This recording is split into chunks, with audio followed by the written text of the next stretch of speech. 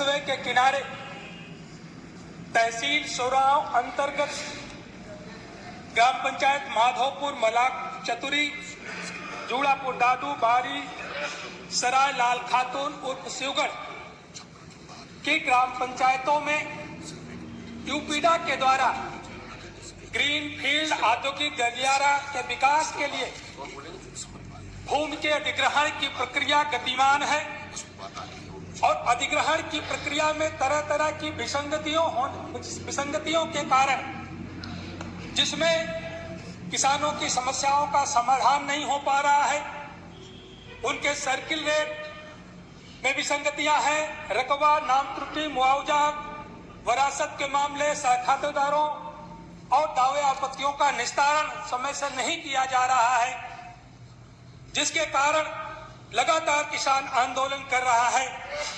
मानवर इसी तरह से जनपद प्रयागराज के प्रयागराज रिंग रोड वाराणसी राजमार्ग पर प्रस्तावित नई आवासीय योजना, जिसमें कुछ ग्राम पंचायतें हैं अंदावा, तेंदुई, भागीपुर, कुआंडी, गोतावा, सरफतीनपुर, भोजपुर, अबूसा, जरजोहरा, बहादुरपुर, बरियारी में भी उत्तर प्रदेश आवास एवं विकास परिषद के द्वारा भूमि अधिग्रहण की कार्रवाई गतिमान है।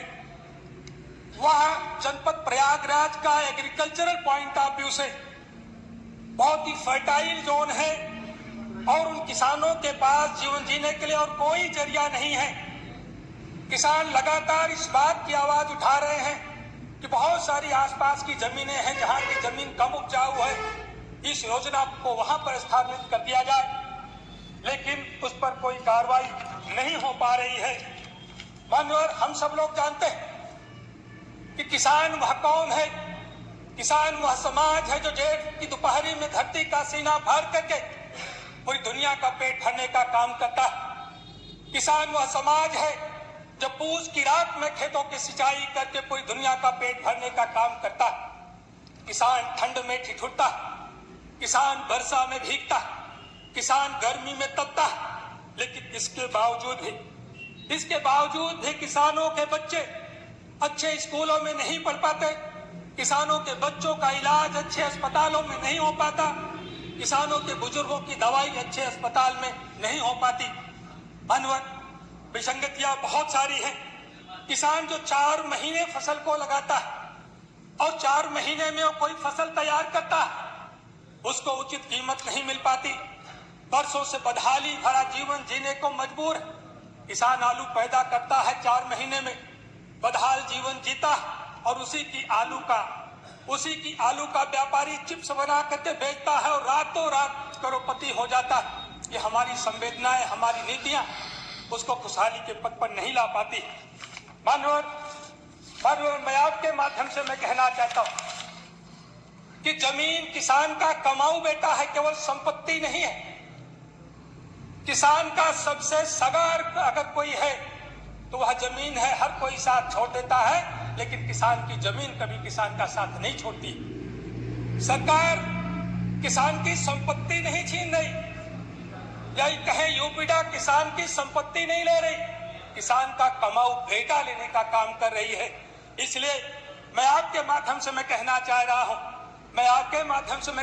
रहा हूं कि भारत सरकार के द्वारा जो भूमि अधिग्रहण का कानून, पुनर्वास और पुनर्व्यवस्थापन में उचित प्रतिज्ञा और पारदर्शिता का अधिकार जो अधिनियम बना जो 2013 में, उसकी जो मूल भावना का लाभ किसानों को जो मिलना चाहिए वह किसानों को नहीं मिल पा रहा है। मानवर अधिग्रहण का कानून इसलिए पहले बना था कि पहले होता क्या था कि सरकार बड़े बड़े जमींदारों की जमीन को लेने के लिए और गरीब के कल्याण की योजनाओं को लाने के लिए, गरीब कल्याणकारी योजनाओं के लिए बड़े जमींदारों की जमीन लेने के लिए अधिग्रहण करने का काम करती थी। लेकिन आज की परिस्थितियां बदल गई। आज अधिग्रहण इसलिए नहीं किया जा रहा कि बड़े आदमी की जमीन लेकर के गरीबों के कल्याण के लिए दिया जा रहा, बल्कि आज की परिस्थितियों में गरीब किसानों की जमीन को बड़े बड़े पूंजीपतियों और कंपनियों को, कारपोरेट को देने की व्यवस्था की जा रही। मानवर इसलिए ये परिस्थितियां बदल गई। पहले हम सब लोग जानते हैं कि मानवर right of property fundamental right था अंडर सेक्शन 90। आज की परिस्थितियां बदली, अमेंडमेंट हुआ, 44वां संशोधन हुआ संविधान में। और उस फंडामेंटल राइट को तब्दील कर दिया गया कॉन्स्टिट्यूशनल राइट में, जो आर्टिकल 300A के रूप में जिसकी व्याख्या देने का कार्य किया गया।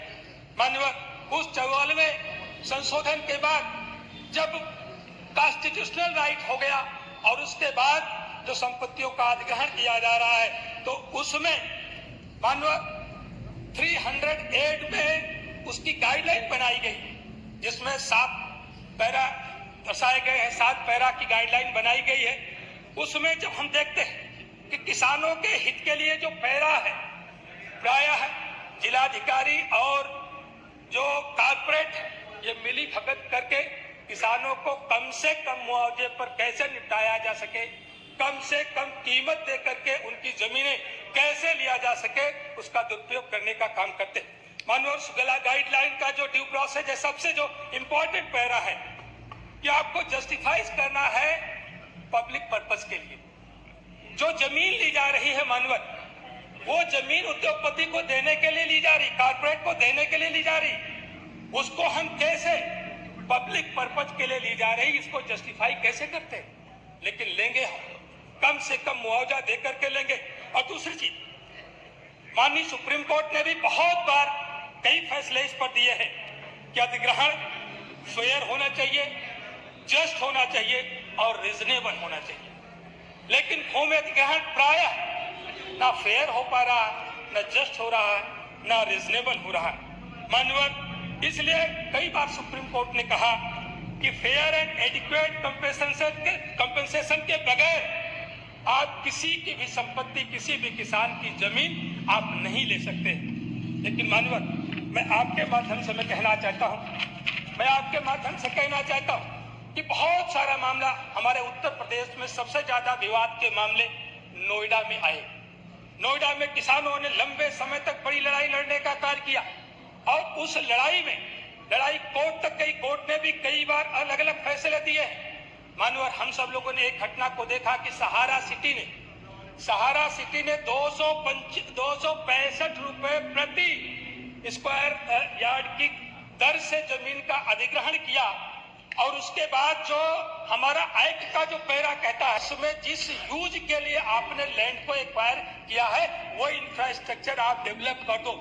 वो इंफ्रास्ट्रक्चर डेवलप नहीं किया गया और उसी जमीन को जो 265 रुपए स्क्वायर यार्ड में खरीदी गई थी किसानों की जमीन, सहारा सिटी ने उसको 60,000 प्रति वर्ग यार्ड की दर से उसको बेचने का काम किया। बहुत कम समय, अभी और बोलेंगे आपके बहुत कम समय में, कोई और बोलने वाले शायद नहीं है। नहीं, आपके यहाँ प्रभुनारायण जी बोलेंगे अभी। मानवर इसी तरह का प्रकरण नोएडा में और भी है। अब आप 8 मिनट बोल चुके हैं। बस 2 मिनट। नोएडा के और इसी तरह के प्रकरण हैं। रात को गांव का किसान सोता था कि मैं गांव में सो रहा हूं, और सुबह को जब उठता था तो पता चलता था कि मैं तो शहर में हो गया हूं। केवल इसलिए कि जो हमारा लैंड एक्विजिशन एक्ट जो कहता है कि ग्राम पंचायतों की जमीन पर आपको जो वहां का सर्किल